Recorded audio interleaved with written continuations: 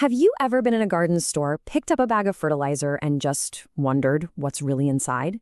It looks so simple, right? But that bag is hiding an absolutely incredible story.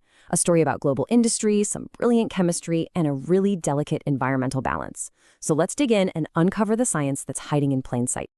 Okay, so our whole investigation kicks off with a little code you'll find on pretty much every bag of fertilizer out there.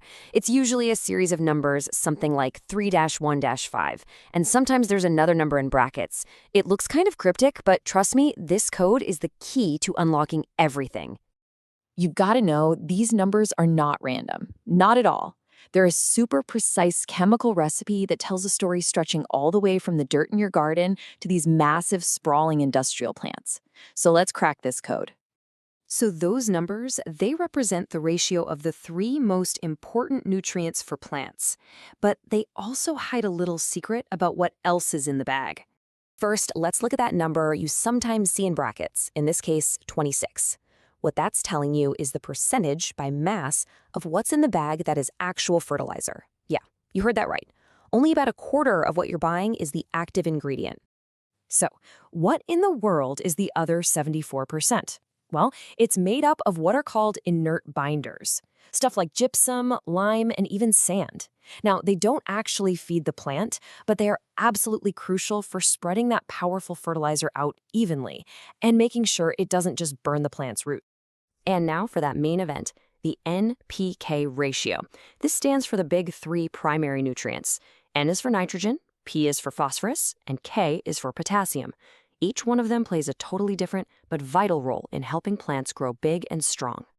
Now, while all three are super important, we're going to zero in on nitrogen. See, phosphorus and potassium are basically mined from the earth, but getting that N, the nitrogen, from the air around us and into that bag, that involves some of the most world-changing chemical engineering ever invented.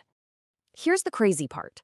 The air we're all breathing right now is almost 80% nitrogen gas. But plants can't just use it like that. So industry had to figure out how to capture it and convert it into a form plants can actually absorb.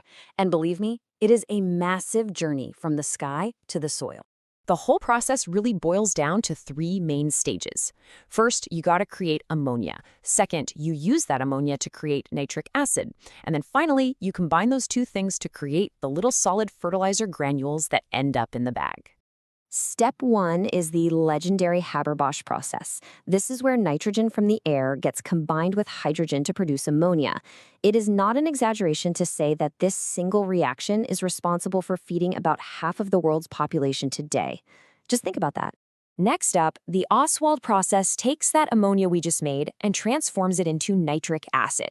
That's the second key ingredient we need for our fertilizer. Now, did you notice that special symbol in the Haber process equation? That double arrow?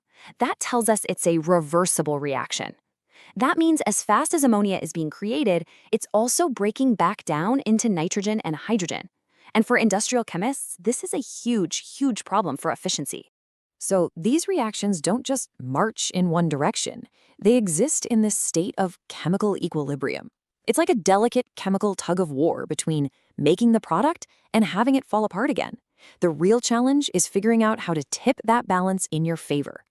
This right here is the multi-billion-dollar question. If you just leave the reaction alone, it produces very little ammonia. So how do you manipulate this natural balance to make the whole thing efficient enough to feed an entire planet? The answer lies in this really clever concept called Le Chatelier's principle. You can think of it like chemistry's law of pushback. If you put a stress on a system that's in balance, like changing the pressure or temperature, the system will literally shift to relieve that stress. It pushes back. And this principle is the secret weapon. By cranking up the pressure, chemists force the reaction toward the side that has fewer gas molecules, which, lucky for us, means producing more ammonia. And by carefully managing the temperature, they find that perfect sweet spot between reaction speed and high yield. It's how they tip the scales and turn this tricky reaction into an industrial powerhouse. So, this incredible chemical ingenuity lets us produce food on a scale that was unimaginable a century ago. But there's a catch. It comes at a cost. The very same efficiency that makes fertilizer an agricultural miracle also creates a really significant environmental challenge. See, when it rains, any excess fertilizer that isn't absorbed by the crops gets washed away from the fields and into rivers and lakes. This flood of nutrients causes a serious problem called eutrophication.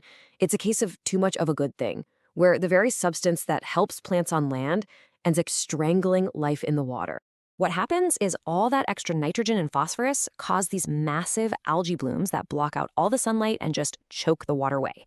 Then, when all that algae dies and starts to decompose, that process uses up all the oxygen in the water, creating what are called dead zones, where fish and other aquatic life just can't survive. And this really brings us to the core dilemma. The same exact industrial processes that give us food security for billions of people also have the potential to seriously harm our planet's health. It is a tough trade-off that scientists and farmers have to grapple with every single day. So let's circle all the way back to where we started, that simple little code on a bag of fertilizer, N, P, and K. As we've just seen, it is so much more than just a recipe for your garden plants. It's really the final chapter of this incredible story that involves Nobel Prize-winning chemistry, mind-boggling industrial engineering, and a really complex ecological balance that connects our farms all the way to our oceans. And it's all hidden in a simple bag you might just have sitting in your garage right now. It really makes you wonder, doesn't it? If a single bag of fertilizer holds this much history and science, what other incredible chemical stories are hiding in all the everyday items we have all around us?